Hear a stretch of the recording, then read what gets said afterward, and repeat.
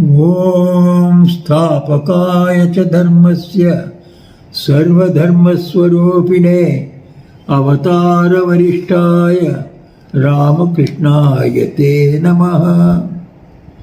O Ramakrishna, the establisher of the eternal religion, the embodiment of all religions, and the best of all incarnations, we salute thee. In the last reading class, we left at page number 496 of this book, Ramakrishna the Great Master, Volume 1. Now we shall continue from the same page, that is 496. The author continues the subject. We have tried to explain the nature of ecstasy as we have heard it from the Master. Master means Sri Ramakrishna. It is necessary to say here a few words more in this connection so that the reader may understand it clearly. From what we have said about the difference amongst the aspirants in the experiences of the moods of Shanta, Dasya, Sakhya, Vatsalya, Madhura, and of non-duality, is not to be inferred that even the incarnations of God remain confined within any limits in the matter of experiencing those moods. They can at will manifest fully in themselves any of these devotional moods. Again, they can, by adopting the non-dual mood, Advaitic mood, proceed so far in the experience of their oneness with God that it is not in the power of any mortals, Jivan Mukta, ever free, or the Ishwar Koti, to do so. For having once proceeded far in the experience of their oneness with bliss itself, ordinary mortals cannot come down again to the realm of I and mine by separating themselves from the bliss itself. The experience of bliss is so much, they would not leave it. Stitascharati na tattvataha. In Bhagavad Gita it is said, one who attains to Samadhi, he would not leave that for exchange with any other thing. That is the highest joy. So when one is in highest joy, why will he leave it and come down to the I-ness, which means coming into the world and becoming a human being? So ordinary jivas, ordinary souls, cannot leave the Samadhi and come down. This is possible in the case of incarnations of God alone. Incarnations can go into Samadhi, come back again, which we see in the life of Sri Ramakrishna again and again. It is by the recording of their wonderful experiences that the scriptures like the Vedas and the Bible have come into being. Is it therefore strange that the spiritual experiences of incarnations should go beyond those recorded in the Vedas and other scriptures? Sri Ramakrishna used to say, in illustration of it, the state of this place, meaning his own experiences, has gone much beyond what is written in the Vedas and the Vedantas. It is because Sri Ramakrishna was the foremost among them that he could return to the realm of I and mine for the good of many and for teaching the people. Even after remaining absorbed in the non-dual state of consciousness continuously for 6 months. That is a wonderful story. It will not be out of place to say a few words about it here. The Brahmani asked him not to discuss Vedanta. On the third day of his initiation into sannyasa by Totapuri, the master attained the ultimate realization of Nirvikalpa Samadhi, or complete oneness with God, spoken of in the Vedanta. By that time, the master had finished the disciplines according to the tantras, and the learned Bhairavi Brahmani, the master, spoke of her as Bhamni, who had collected necessary articles for the sadhanas and taught their applications, was living at Dakshineshwar. We have heard from the master that the Bhairavi forbade him to mix with Totapuri. Totapuri was a Vedantin. She was a Bhakta. Therefore, naturally she said, don't mix with Totapuri. And said, my child, do not mix so much with him. These people lack devotion. Your love and affection for God will then vanish. But the master did not pay heed to her advice and used to be absorbed night and day in the discussion of the Vedanta and its realization. Sri Ramakrishna wanted to break all the barriers of bhakti, jnana, yoga and karma. Each you can jump from one to another. There is no compartmentalization. To teach that only has come, harmonizing all the yogas. So the Brahmani's advice fell on the deaf ears. He did not care for her at all. The master's determination to dwell always in the Nirvikalpa plane. Totapuri stayed at Dakshineshwar for 11 months and later left. The master then decided to dwell continuously in the experience of oneness with God or in the consciousness of non-duality, Advaita, instead of remaining in the realm of I and mine, Dvaita. And he began to act accordingly. That is a wonderful story. The master was then not at all conscious that he had a body.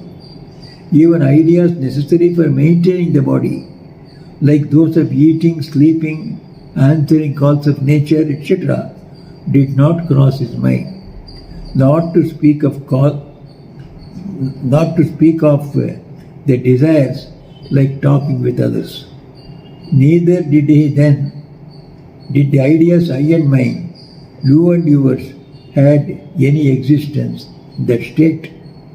The idea of two or one also did not exist there, as one may be felt only when there is the memory of two. In that state, all the functions of the mind, without a single exception, are completely stilled. That is the state of Nirvikalpa Samadhi. A perfect calm prevails.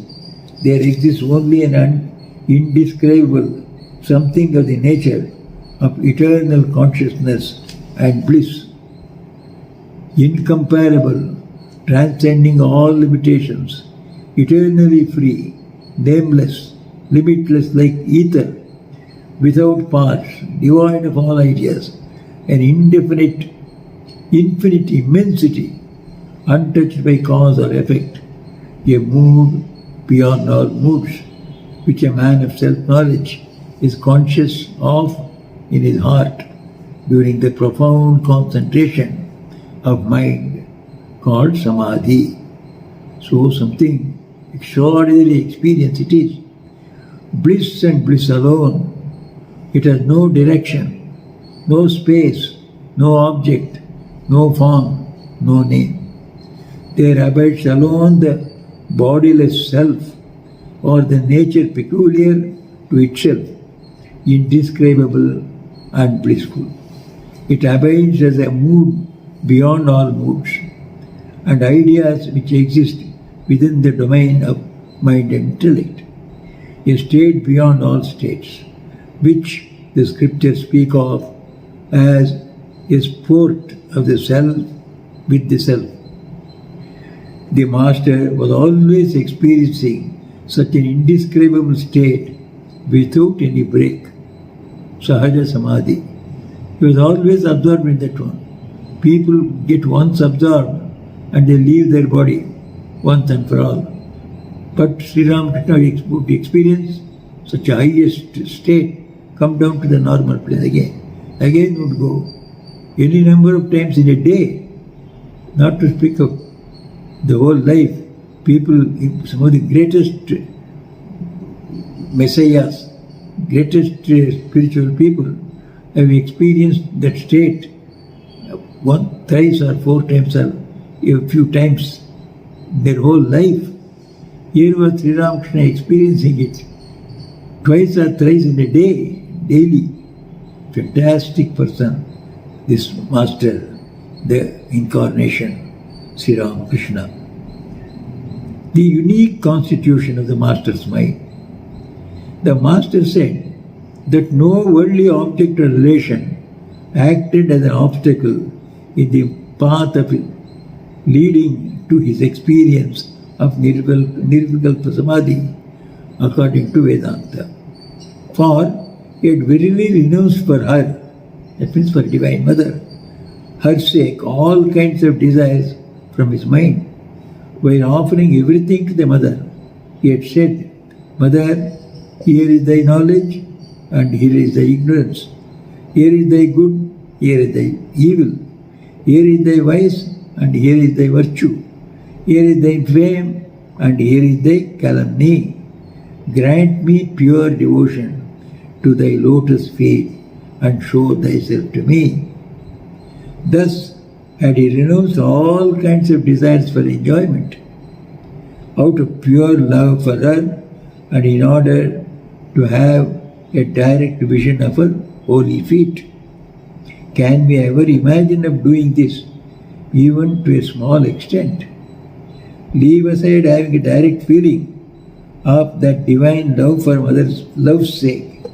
Even if ever we say to God, here it is, O Lord, whatever is mine, immediately afterwards, when we require it, we oust Him, call all that mine, and calculate our profit and loss regarding it. When we do anything, we think of what people will say. We get agitated in many ways and restlessly run after many things. Thinking of the future, we alternate between the habits of pain and habit of pleasure. We have this deep-rooted egoism in us that if we cannot overturn the whole world to make it yield to our selfishness, we can at least give it a sufficient twist to serve that end.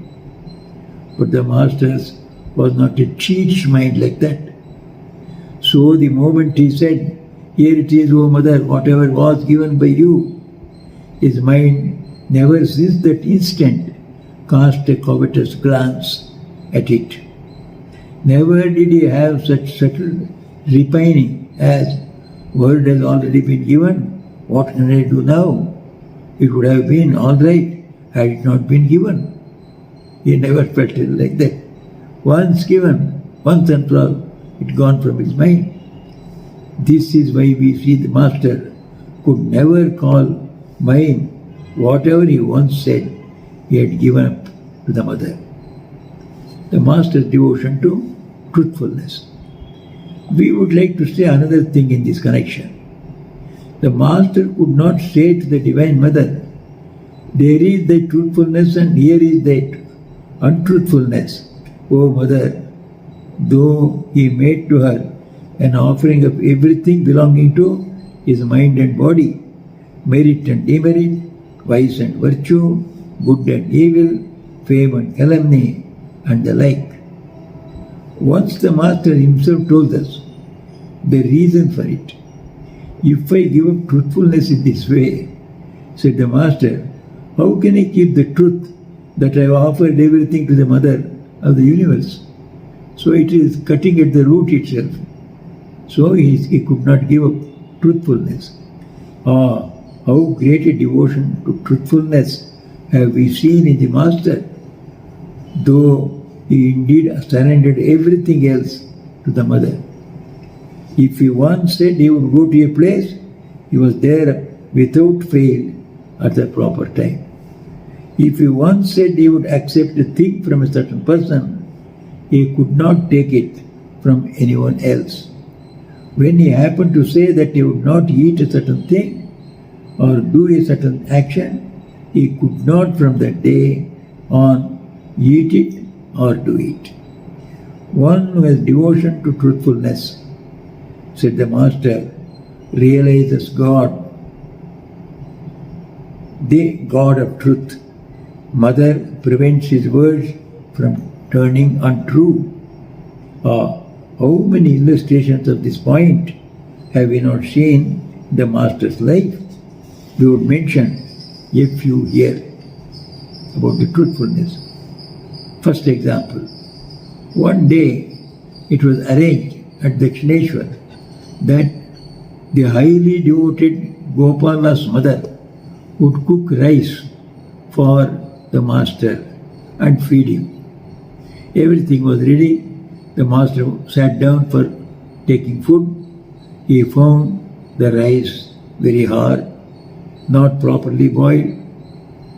The Master was annoyed and said, "Can I eat this rice? I will not take rice out of her hands anymore. Out of the Gopala's ma, I will not take any more rice. It is so hard. Today she has not cooked it properly." When these words came out of the Master's mouth, everyone thought that the Master had only warned Gopala's mother in order to make her careful for the future. That's how usually we interpret the words of great people. It was impossible to imagine that he would not take rice anymore out of her hand, seeing that he had so much love and respect for her. He would forgive her a little later, and there the matter would end. But the contrary happened. For the Master had shortly afterwards a disease in his throat. It became gradually so acute that he could not take rice anymore from anybody's hand. In this way, circumstances conspired to make that casual remark of him come true. It said that I will not take any more rice from her hand. So she also lived for some more years. He also lived, but he could not take rice because rice eating itself was prohibited because he had cancer in the throat. Second example, one day while he was in a spiritual mood, the Master said at Dakshineshwar, "I shall not eat anything except porridge henceforward." Porridge means payasam. The Holy Mother was bringing his food to him at that time. Hearing this and knowing that any word coming out of the Master's mouth never proved untrue, she felt nervous and said, "Why? I shall cook for you rice and soup. Why porridge? Why payasam?" "No, porridge," were the words uttered by him in that spiritual mood. Soon after, he got the throat disease, and it turned out that none of the preparations that were generally taken with rice could be taken by him. He lived on porridge, milk barley, and the like. So that was also once he said, "I will take only porridge." That also proved true. The third example, the Master specified the well-known Shambhu Chandra Malik of Calcutta, who was generous and wealthy, as the second of the four suppliers of his provisions. Rasadar used to say. He had a garden near the Kali temple of Rani Rasmani. There he used to spend much time with the Master in discussing the divine. There was in that garden his charitable dispensary. Sri Ramakrishna suffered often from stomach troubles. Coming to know of this one day, Shambhu advised him to use a small dose of opium every day and asked him to take it from him before he returned to Rasmani's garden. The Master also agreed. Afterwards, engaged in conversation, both of them forgot it. He bade goodbye to Shambhu and came to the road when he remembered remembered it. He came back to take the opium, but found that Shambhu had gone into the inner apartment. Instead of calling him, the master asked his manager for the opium, and having got a little, was returning to Rasmani's garden. But as soon as he came to the road, he felt a sort of reeling in his head and could not see the road. His legs were drawn, as it were, into the drain by the road. He said to himself, "What is this? This is by no means the road." At the same time, he could not find out the cause. As a last resort, he thought that there might be a mistake as to the direction, and turning to Shambhu's garden, he saw that the road leading that way was distinctly visible. He thought a little and came back to Shambhu's gate, and ascertaining the road well from there, again proceeded with care towards Rasmani's garden. But no sooner had he advanced a couple of steps than he found himself the same plight. He could not see the road. His legs were being drawn in the opposite direction. When it happened thus a few times, it struck him that Shambhu had asked him to take the opium from him, but instead of doing that, he had taken it from his manager, and that too without Shambhu's knowledge.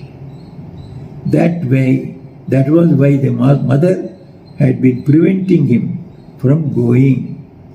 The manager should not have given it without Shambhu's orders, and he too should have taken it from Shambhu himself, as he had been asked to do. But as it was, two wrongs, theft and lying, were being committed by him. That was why the mother was preventing him from returning with this blemish of theft. Thinking thus, he came to Shambhu's dispensary, found that the manager had also gone. Therefore, he threw the packet of the opium through the window and said in a loud voice, "Hello, here is your opium." Saying so, he started towards Rasmani's garden.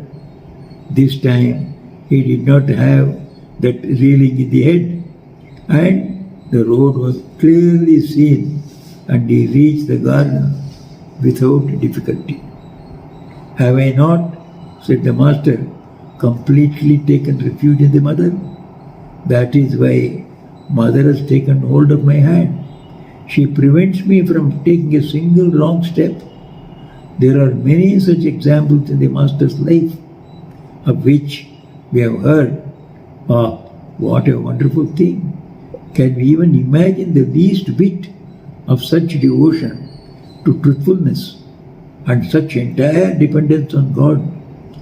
Is it this kind of dependence on God of which the Master spoke again and again to us in the following parable?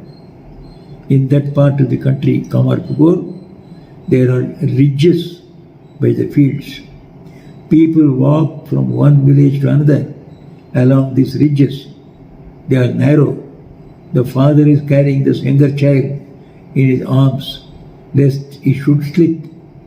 And the elder child, as it is grown up, has caught hold of the other hand of the father and is going along.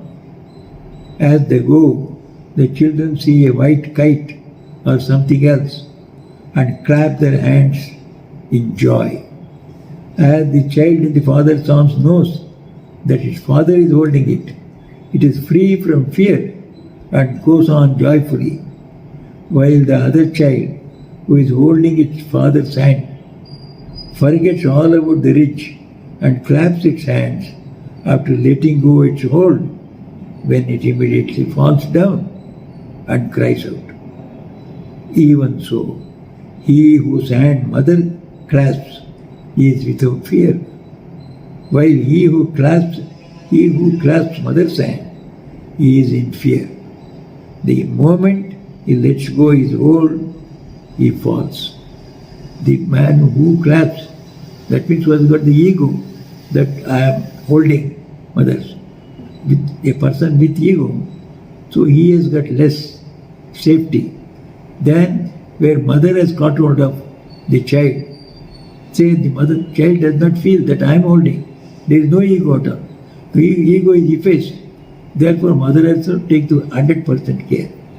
That was the incident, he says, when the incarnations like Sri Ramakrishna, they are like the child with 100% dependence on mother, not the child which was holding its father's hand by himself and thinking I am holding father's hand.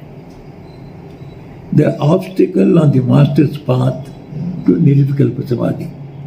Thus no kind of worldly desires or impressions stood as obstacles to the master on his path to Nirvikalpa Samadhi, because owing to the intensity of his love for God, he felt no restraining force from behind, nor any attraction of any person or thing in the world.